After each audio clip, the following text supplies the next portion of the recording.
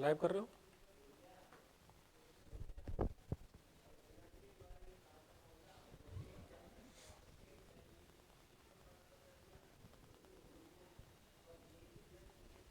नमस्कार साथियों, अलवर क्लासेस के ऑनलाइन प्लेटफॉर्म पर आप सभी साथियों का हार्दिक स्वागत व अभिनंदन है।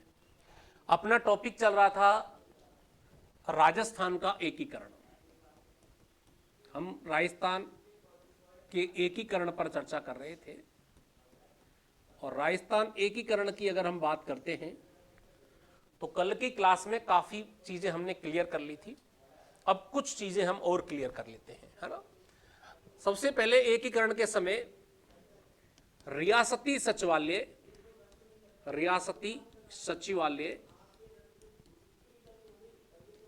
द्वारा एक विलय पत्र जारी किया गया था। रियासती सचिवालय द्वारा एक विलय पत्र जारी किया गया। इस विलय पत्र से हमको दो ऑब्जेक्टिव बड़े इंपोर्टेंट मिलते हैं। रियासती सचिवालय के विलय पत्र पर सबसे पहले हस्ताक्षर करने वाली रियासत कौन सी थी और सबसे लास्ट में हस्ताक्षर करने वाली रियासत कौन सी थी। तो प्रथम रियासत और अंतिम रियासत, इस पर हमारी चर्चा थी। प्रथम रियासत कौन सी है और अंतिम रियासत कौन सी है। प्रथम रियासत और अंतिम रियासत। प्रथम रियासत की अगर हम बात करें, विलय पत्र पर हस्ताक्षर करने वाली पहली जो रियासत थी वो थी बीकानेर। और बीकानेर के शासक जिन्होंने विलय पत्र पर हस्ताक्षर किए वो थे साहब शार्दुल सिंह। और विलय पत्र पर जब हस्ताक्षर किए गए हैं, ये हस्ताक्षर किए गए 7 अगस्त 1947 को। जबकि राजपूताना की अंतिम रियासत जिसने विलय पत्र पर हस्ताक्षर किए, अंतिम रियासत है आपकी धौलपुर। और धौलपुर के जो शासक हैं वो हैं मेरे भाइयों उदयभान सिंह। उदयभान सिंह। और उदयभान सिंह के द्वारा 14 अगस्त 1947 को हस्ताक्षर किए गए थे। सरदार वल्लभ भाई पटेल जो कि रियासती सचिवालय के अध्यक्ष हैं, उनके द्वारा ये देशी रियासतों को कहा गया था कि 14 अगस्त तक सभी रियासतों को विलय पत्र पर हस्ताक्षर कर लेने हैं, शामिल हो जाना है, फायदे में रहोगे आप। और ऐसा हो भी गया। लेकिन ऑब्जेक्टिव प्रश्न के रूप में सबसे अंत में हस्ताक्षर करने वाली रियासत धौलपुर हो गई और सबसे पहले हस्ताक्षर करने वाली रियासत कौन सी हो गई? बीकानेर। रियासतों से कुछ बेसिक क्वेश्चन भी बनते हैं, वो बेसिक क्वेश्चन भी हम यहां जान लेते हैं। जैसे राजपूताना की सबसे बड़ी रियासत, राजपूताना की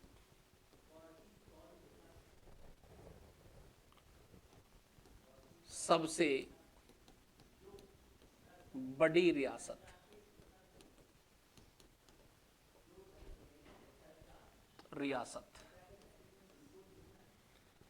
राजपूताना की सबसे बड़ी रियासत। अब हमने ये 2 बार क्यों लिखा है ये जानो पहले तो। अगर आपसे पूछा जाए राजपूताना की सबसे बड़ी रियासत क्षेत्रफल के दृष्टिकोण से, तो आपका उत्तर होगा मारवाड़ या जोधपुर। उत्तर क्या होगा? मारवाड़ या जोधपुर उत्तर होगा। और अगर प्रश्न आपसे पूछा जाए राजपूताना की सबसे बड़ी रियासत जनसंख्या के दृष्टिकोण से, तो आपका उत्तर होगा जनसंख्या के दृष्टिकोण से, तो आपका उत्तर होगा जयपुर।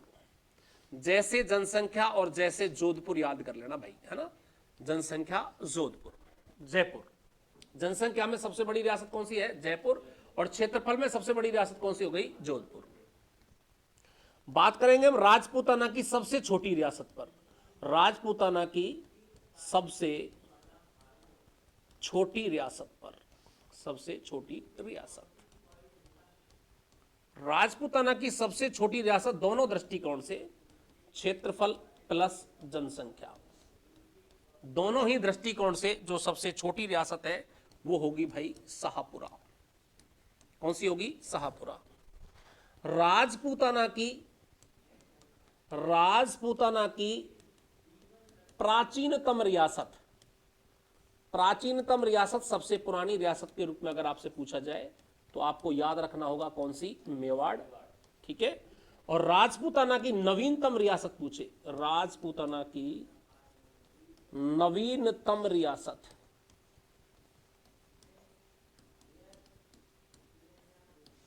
राजपूताना की नवीनतम रियासत पूछी जाए तो नवीनतम जो रियासत होगी राजपूताना की वो कौन सी होगी मेरे भाइयों, झालावाड़। कौन सी होगी, झालावाड़। अंग्रेजों द्वारा बसाई गई रियासत है। 1838 ईस्वी में इस रियासत को बसाया गया था। क्लियर, ये बेसिक बातें हैं आप लोगों के लिए। एक प्रश्न और याद कर सकते हो यहां आप, सबसे अंत में जुड़ने वाली रियासत कौन सी है, सिरोही। वो बाद में लिखा देंगे आपको ना, सबसे अंत में जुड़ने वाली रियासत कौन सी है, सिरोही। तो रियासती सचिवालय के विलय पत्र पर हस्ताक्षर करने वाली रियासतें और छोटे छोटे क्वेश्चन आपके क्लियर हो गए। ठीक है जी, अब अपन अगली चर्चा करते हैं अगले विषय पर। हमने आपको क्या बताया कि राजस्थान एकीकरण की प्रक्रिया कितने चरणों में संपन्न होगी भाई, 7 चरणों में। कितने चरणों में, 7 चरणों में। 7 चरणों के नाम और डेट हमने आपको याद करा दी है। 7 चरणों के क्या नाम है और क्या डेट है ये हम याद कर चुके हैं, लेकिन अब हम एक एक चरण पर चर्चा करेंगे। राजस्थान एकीकरण के कौन कौन से चरण हैं और क्या उसके अंदर विशेष बातें हैं, उन पर हमारी चर्चा रहेगी। राजस्थान एकीकरण की बात करते हैं हम सबसे पहले प्रथम चरण की, और राजस्थान एकीकरण के प्रथम चरण का नाम है मत्स्य संघ। राजस्थान एकीकरण के पहले चरण का नाम क्या है, मत्स्य संघ है। क्लियर, सबसे पहली बात, राजस्थान एकीकरण का पहला चरण नाम है मत्स्य संघ, और जिसके गठन की अगर हम बात करते हैं, इसका गठन हुआ है 18 मार्च 1948। थोड़ा सा ध्यान रखना है यहां, अगर हम पहले चरण की बात करते हैं, अगर हम पहले चरण की बात करते हैं तो जो मत्स्य संघ है, इस मत्स्य संघ का गठन हो गया था 17 मार्च 1948 को, लेकिन इसके द्वारा जो कार्य शुरू किया गया था वो किया गया था 18 मार्च 1948 को। विधिवत रूप से जो कार्य प्रणाली इसकी शुरू होगी वो कब से होगी, 18 मार्च 1948 से। तो पहला चरण मत्स्य संघ, और इसकी डेट क्या है, 18 मार्च 1948। एक और इंपॉर्टेंट क्वेश्चन, राजस्थान एकीकरण के पहले चरण को मत्स्य संघ नाम किसने दिया था, तो यह दिया था के.एम. मुंशी ने। किसने दिया भाई, के.एम. मुंशी। मेवाड़ के महाराणा भूपाल सिंह के सलाहकार हैं कौन, के.एम. मुंशी। इस संवैधानिक सलाहकार के.एम. मुंशी के द्वारा नाम दिया गया था क्या, मत्स्य संघ। क्या नाम दिया गया, मत्स्य संघ। ठीक है, मत्स्य संघ नाम के.एम. मुंशी ने दिया। डेट हो गई इसकी 18 मार्च 1948। अब थोड़ी सी बैक में कहानी लेते हैं, पीछे की कहानी उठाते हैं थोड़ी सी। मत्स्य संघ के गठन से पहले की सिचुएशन क्या थी और क्या स्थिति बनी मत्स्य संघ से पहले, उस पर ध्यान दीजिए जरा आप। आपको पता है जनवरी 1948 में महात्मा गांधी की हत्या होती है, ऐसा ही है भाई। 30 जनवरी 1948 को, 30 जनवरी 1948 को महात्मा गांधी की क्या हो रही है, हत्या की जाती है नाथूराम गोडसे के द्वारा। इस समय अलवर रियासत की स्थिति क्या है, अलवर रियासत की स्थिति देखिए। इस समय अलवर के जो राजा हैं, महाराजा हैं, अलवर के महाराजा हैं तेज सिंह। अलवर के महाराजा कौन है इस समय, तेज सिंह है। फर्स्ट बात, अलवर के महाराजा तेज सिंह के जो दीवान हैं, इनके जो दीवान हैं वो है एन.वी. खरे। एन.वी. खरे, दो नाम ध्यान से सुने। महाराजा तेज सिंह अलवर के राजा हैं इस समय, और एन.वी. खरे इनके दीवान हैं।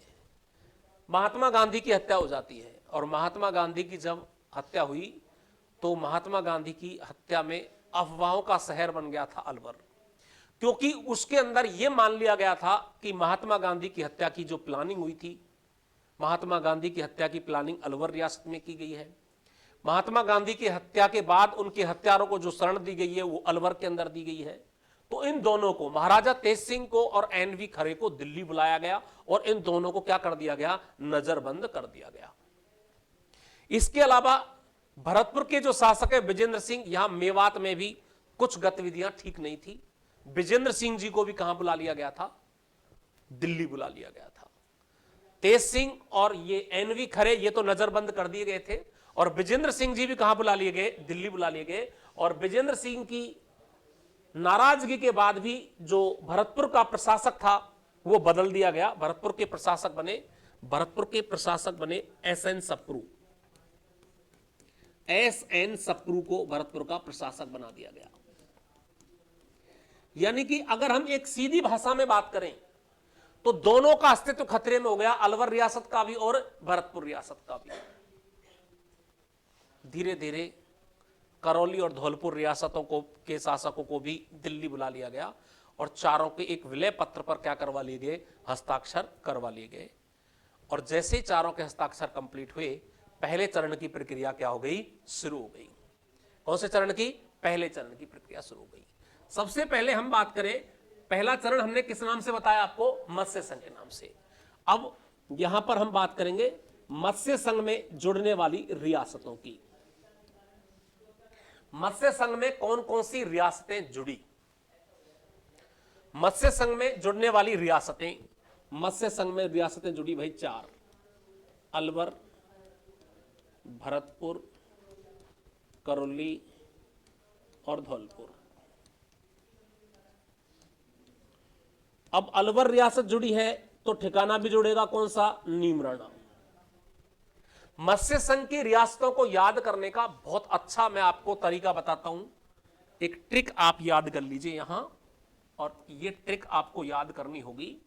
ए बी सी डी, ए से अलवर, बी से भरतपुर, सी से करौली और डी से धौलपुर। अगर हम टोटल इकाइयों की बात करते हैं यहां पर, तो यहां पर मत्स्य संघ में जो टोटल इकाइयां जुड़ी वो कितनी इकाइयां जुड़ी, 4 + 1, यानी कि मैं ये कह दूं 4 रियासत और 1 ठिकाना, 4 रियासत और 1 ठिकाना, ये बोल सकता हूं मैं आपको। मत्स्य संघ नाम दिया गया के एम मुंशी के द्वारा, डेट है आपके लिए 18 मार्च 1948, और रियासतें जुड़ गई कितनी, 4। इन 4 रियासतों में से एक रियासत को क्या बनाया जाएगा साहब, राजधानी बनाया जाएगा। तो अगला बिंदु है आपका राजधानी।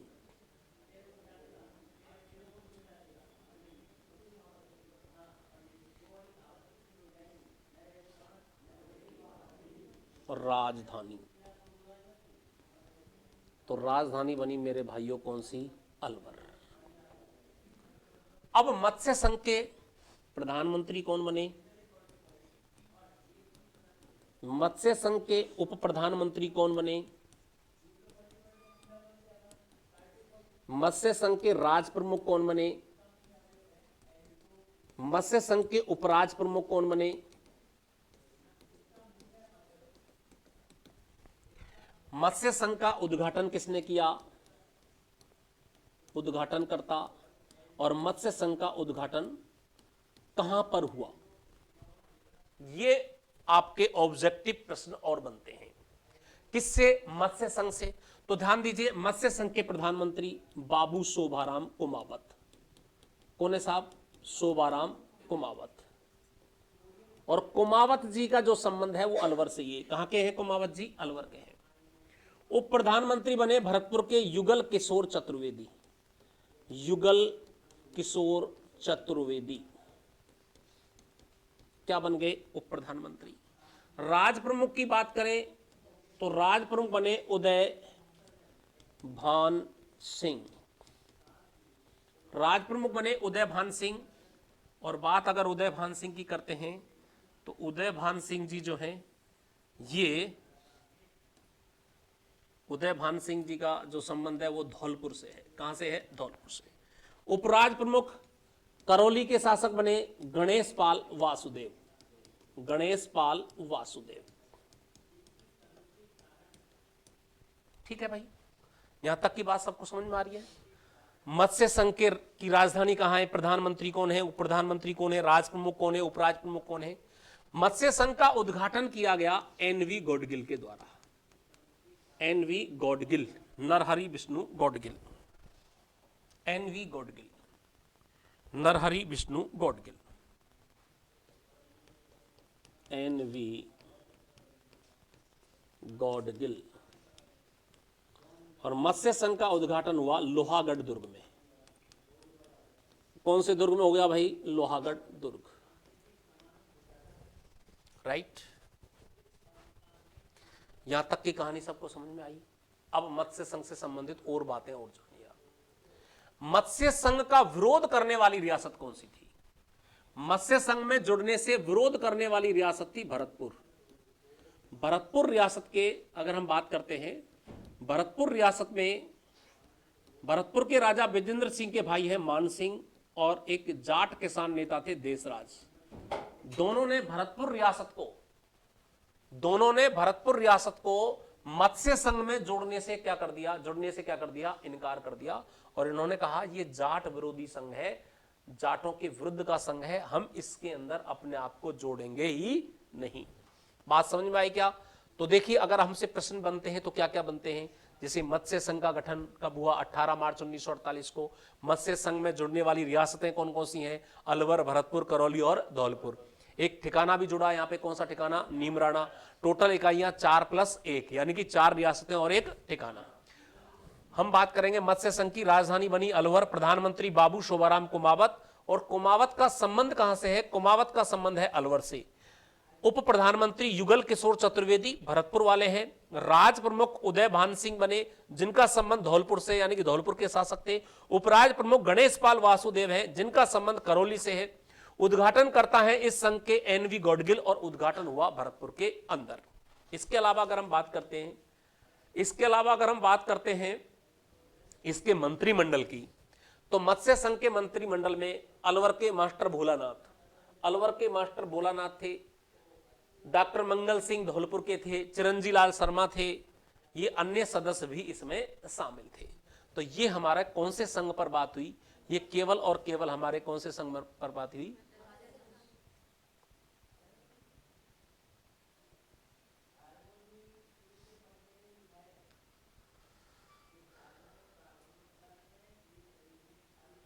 दीपू कुमार पूछ रहे हैं कि सर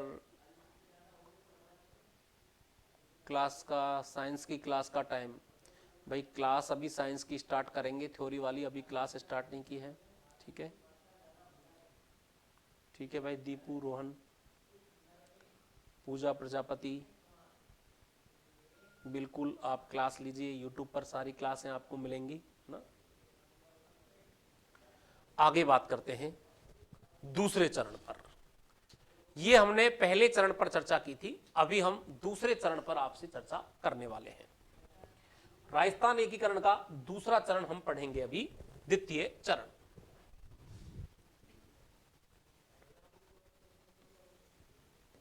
द्वितीय चरण, और द्वितीय चरण की अगर हम बात करते हैं तो राजस्थान एकीकरण के द्वितीय चरण को हम पूर्व राजस्थान संघ के नाम से जानेंगे। पूर्व राजस्थान संघ, राजस्थान एकीकरण का कौन सा चरण? द्वितीय चरण। और इसका नाम होगा गुड मॉर्निंग सभी को, good morning. Gurjar boy good morning.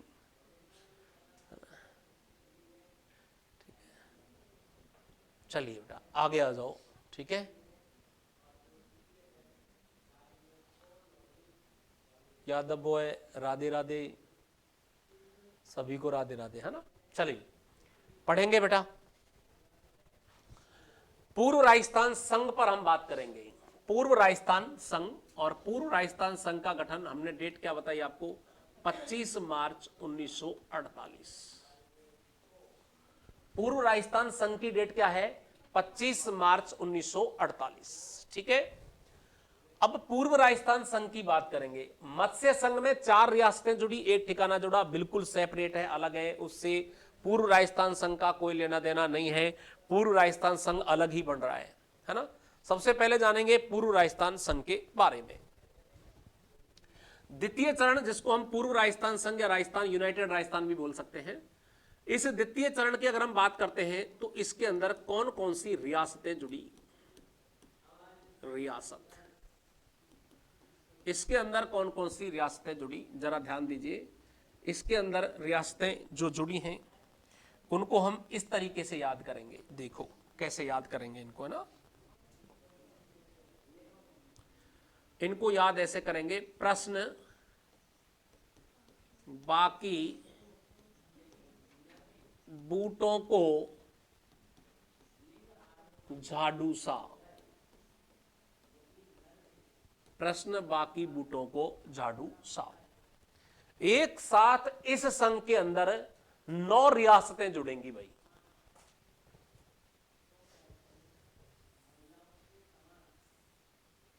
एक साथ कितनी रियासतें जुड़ेंगी? 9 रियासतें जुड़ेंगी, ठीक है। अब एक साथ जो 9 रियासतें जुड़ रही हैं वो कौन कौन सी हैं, जरा ध्यान दीजिए। एक हमारी बहन ने रिप्लाई किया है, शायद नाम है इनका बबीता, ये लिख रही है कि सर आप बहुत अच्छा पढ़ाते हो, है ना, है ना। एक भाई का ध्यान स्टूडेंट पे, ये गुर्जर 5389, अरे भाई पढ़ ले यार, पढ़ाने आए आपको, आप सबसे इंट्रोडक्शन कर रहे हो यार, हैं पढ़ाने आए हैं भाई, कौन किसकी तैयारी कर रहा है, आप अपने पर ध्यान दीजिए यार गुर्जर बॉय, ठीक है भाई, सबको हेलो डालने में लगा हुआ है ना। चल आजा मेरे भाई। चलिए देखो इधर, प्रश्न बाकी बूटों को झाड़ू सा। देखो प्रे से क्या बना? प्रतापगढ़।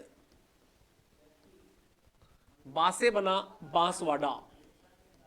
बा से क्या बना? बांसवाड़ा। की से बना किशनगढ़।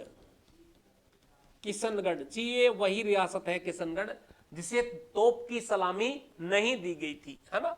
बू से बना बूंदी। बू से क्या बना साहब? बूंदी बना। टो से क्या बना? टोंक। को से क्या बना? कोटा। झा से क्या बना? झालावाड़। डू से क्या बना? डूंगरपुर। और सा से बना शाहपुरा। तो आप समझ के होंगे इसके अंदर जो रियासतें जुड़ी हैं वो कुल 9 रियासतें जुड़ी हैं। 9 रियासतों को याद करने की ट्रिक हमने आपको बता दी, कैसे याद रखोगे? प्रश्न बाकी बूटों को झाड़ू सा, जिसमें प्रे से क्या बना? प्रतापगढ़। बा से बना बांसवाड़ा। की से बना किशनगढ़। बू से बना बूंदी। टो से बना टोंक। को से बना कोटा। झा से बना झालावाड़। डू से बना डूंगरपुर। सा से बना शाहपुरा। ये 9 रियासतें हैं। लेकिन ध्यान दीजिए यहां पर जब 9 रियासतें जुड़ी तो इनसे संबंधित ठिकाने भी जुड़ गए। अब इनसे संबंधित ठिकाने कौन से थे? देखो इनसे संबंधित ठिकाने, एक तो कुशलगढ़ जुड़ गया। कुशलगढ़ कौन सा? बांसवाड़ा। प्लस टोंक का क्या हिस्सा जुड़ गया? लावा वाला। यानी कि अगर हम इकाइयों की बात करते हैं यहां पर, तो इस चरण के अंदर रियासतें कितनी जुड़ी? 9। और ठिकाने कितने जुड़े बेटा? 2।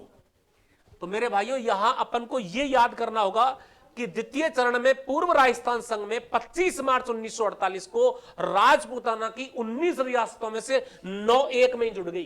कौन से चरण में? द्वितीय चरण में। क्लियर? राइट। अब बात करेंगे रियासतों के बाद राजधानी की। तो इस चरण की राजधानी जो बनी वो थी कोटा। क्या बनी भाई? कोटा। इस चरण की बात करेंगे राज प्रमुख की। राज प्रमुख की बात करेंगे इस चरण के अंदर, राज प्रमुख कौन बने? तो कोटा के शासक भीम सिंह सेकंड या भीम सिंह द्वितीय। कोटा के शासक भीम सिंह द्वितीय इसमें क्या बन गए भाई? राज प्रमुख बन गए। ठीक है। बात करेंगे अपन प्रधानमंत्री की। तो यहां पर प्रधानमंत्री थे गोकुल लाल असावा। गोकुल लाल असावा। और असावा जी का जो संबंध है वो मेरे भाइयों शाहपुरा से है। असावा जी का संबंध कहां से है? शाहपुरा का। भीम सिंह सेकंड का संबंध कहां से है? कोटा से। भीम सिंह संबंध का संबंध कहां से है? भीम सिंह का संबंध कहां से? कोटा से। गोकुल लाल असावा का संबंध कहां से है? शाहपुरा से। अब बात करेंगे राज प्रमुख की और उपराज प्रमुख की। चलिए पहले राज प्रमुख पर बात कर लेते हैं, फिर उपराज प्रमुख पर बात करेंगे। राज प्रमुख तो हम कर चुके, राज प्रमुख पर तो बात है ना, प्रधानमंत्री पर भी हो गई। अब हम बात करेंगे पहले वरिष्ठ उपराज प्रमुख पर। उपराज प्रमुख यहां हम 2 पढ़ेंगे, वरिष्ठ उपराज प्रमुख।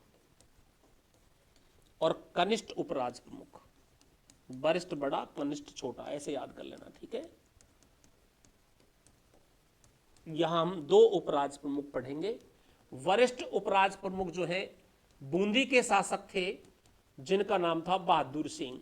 बूंदी के शासक थे जिनका नाम क्या था भाई? बहादुर सिंह था।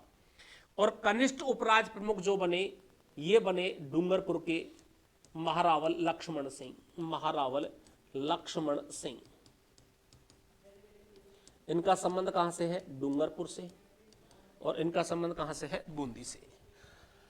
द्वितीय चरण में अगर हम बात करते हैं उद्घाटन की, उद्घाटन करता, तो पहले चरण वाले यहां पर हैं। पहले चरण में कौन थे?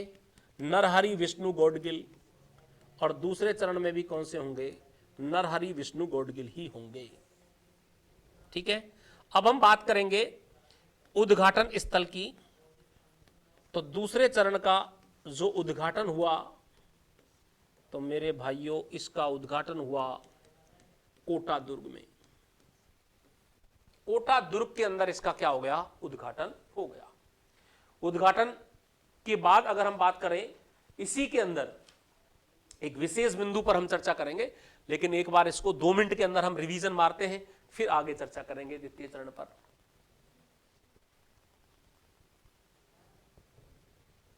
ठीक है, देखिए द्वितीय चरण की हम बात कर रहे हैं, तो द्वितीय चरण की डेट क्या बता दी साथियों? हमने आपको 25 मार्च 1948। इसका नाम क्या बता दिया? पूर्व राजस्थान संघ। क्या बता दिया? पूर्व राजस्थान संघ बता दिया, ठीक है। अब रियासतें, पूर्व राजस्थान संघ में जुड़ने वाली रियासतों की संख्या आपको बताई मैंने, कितनी है भाई? 9। और 9 रियासतों की ट्रिक हमने आपको बता दी थी। 9 रियासतें आप कैसे याद रखेंगे? तो द्वितीय चरण की 9 रियासतों को याद करने की ट्रिक हमने आपको बताई, प्रश्न बाकी बूटों को झाड़ू सा।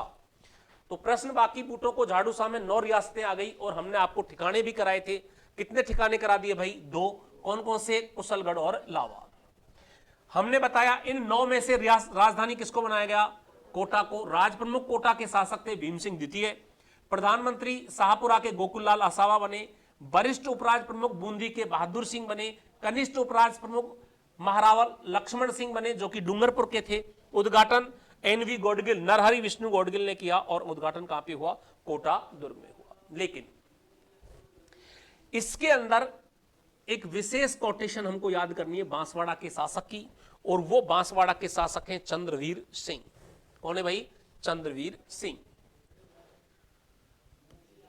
विलय पत्र पर हस्ताक्षर करते समय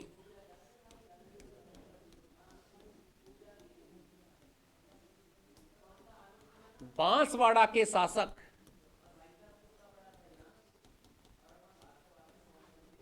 चंद्रवीर सिंह ने कहा,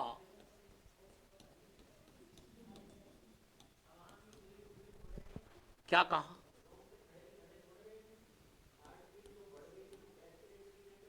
मैं अपने डेथ वारंट, इसको बोलते हैं मृत्यु पत्र, पर हस्ताक्षर कर रहा हूं।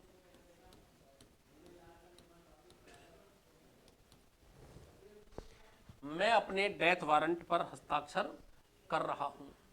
आपसे पूछा जाता है ये किसके द्वारा कहा गया? तो ये कहा गया मेरे भाइयों किसके द्वारा? बांसवाड़ा के शासक के द्वारा। और उस बांसवाड़ा के राजा का नाम क्या है? चंद्रवीर सिंह। क्या नाम है? चंद्रवीर सिंह। अब हम बात करेंगे इन 9 रियासतों से आगे चल के प्रक्रिया क्या हुई। तो इससे आगे चल के प्रक्रिया यह हुई कि तीसरा चरण बनेगा। कौन सा चरण बनेगा भाई? तीसरा चरण। और तीसरे चरण का नाम क्या होगा? संयुक्त राजस्थान। तीसरे चरण का नाम क्या होगा? संयुक्त राजस्थान नाम होगा। अब अगली प्रक्रिया क्या है उस पर ध्यान दीजिए, थोड़ा समझे पहले। जब हम दूसरे चरण की बात करते हैं, हम जब दूसरे चरण की बात करते हैं तो इसमें मेवाड़ रियासत का भी विलय होना तय था। लेकिन अंतिम, क्योंकि आपको पता है मेवाड़ रियासत अपने आप को स्वतंत्र रख सकती थी, रियासती सचिवालय के द्वारा जो नियम दिए गए थे उनको पूरा कर रही थी ये।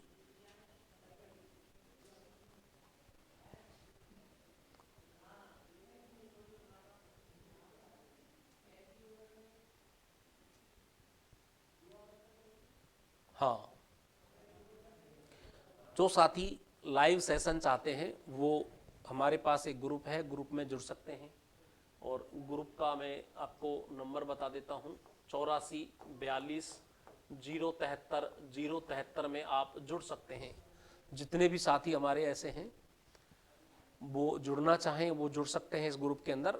इसी ग्रुप में आपको सारी क्लासों की सूचना हम अपडेट किया करेंगे। ज्योग्राफी हो, चाहे हिस्ट्री हो, चाहे कल्चर हो। एलडीसी वाले बच्चों के लिए आज से हमने इंग्लिश की क्लास भी स्टार्ट कर दी है। जो एलडीसी सीईटी की परीक्षा देंगे, जो बीएसटीसी की परीक्षा देने जा रहे हैं, उनके लिए हमने आगे ये क्लासें स्टार्ट कर दी हैं। तो इस ग्रुप में आप जुड़ सकते हैं। अधिक से अधिक स्टूडेंट जुड़ जाइए इस ग्रुप में। सारी सूचनाएं, नोट्स, पीडीएफ वगैरह भी हम इसी के अंदर डालेंगे आप लोगों को, है ना। तो इसके अंदर आप जुड़ सकते हैं सभी साथी। ओके, ठीक है भाई। अब देखिए, महाराणा भूपाल सिंह है मेवाड़ के शासक, और महाराणा भूपाल सिंह चाहे तो अपने आप को स्वतंत्र रख सकते हैं और चाहे तो किसी भी रियासत के साथ जोड़ सकते हैं। ये उन पर निर्भर करता है, ठीक है, ये उन पर निर्भर करता है।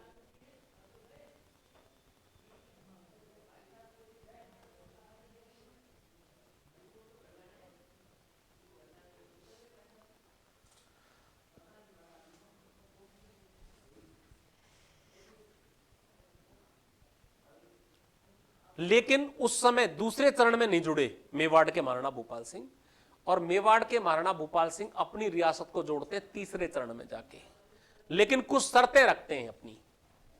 एक तो पहली शर्त जो उनकी है, मैं और मेरा परिवार ही राज प्रमुख के पद पर रहेगा।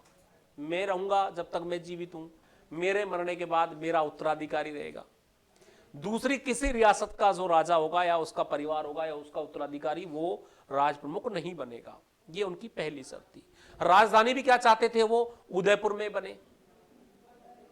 प्रिवी पर्स 20 लाख रुपए पर ईयर उनको मिले। ऐसी कुछ शर्तों के साथ मेवाड़ के महाराणा भूपाल सिंह जुड़ने के लिए तीसरे चरण में तैयार होते हैं, और ऐसा होता भी है। तीसरे चरण में मेवाड़ रियासत, उदयपुर रियासत यानी कि अकेली ही जुड़ती है। पहले चरण में 4 रियासतें, दूसरे चरण में 9 रियासतें। अभी देखिए, जो 4 रियासतें मत्स्य संघ वाली ये अलग है और 9 रियासत अलग है, इनका आपस में कोई विलय नहीं है। लेकिन इन 9 रियासतों में 10वीं रियासत के रूप में जुड़ेगी कौन सी रियासत, मेवाड़ या उदयपुर रियासत। क्लियर। चलिए थोड़ी सी बेसिक जानकारी लेते हैं संयुक्त राजस्थान को लेकर के, फिर आगे क्लास करेंगे आपकी।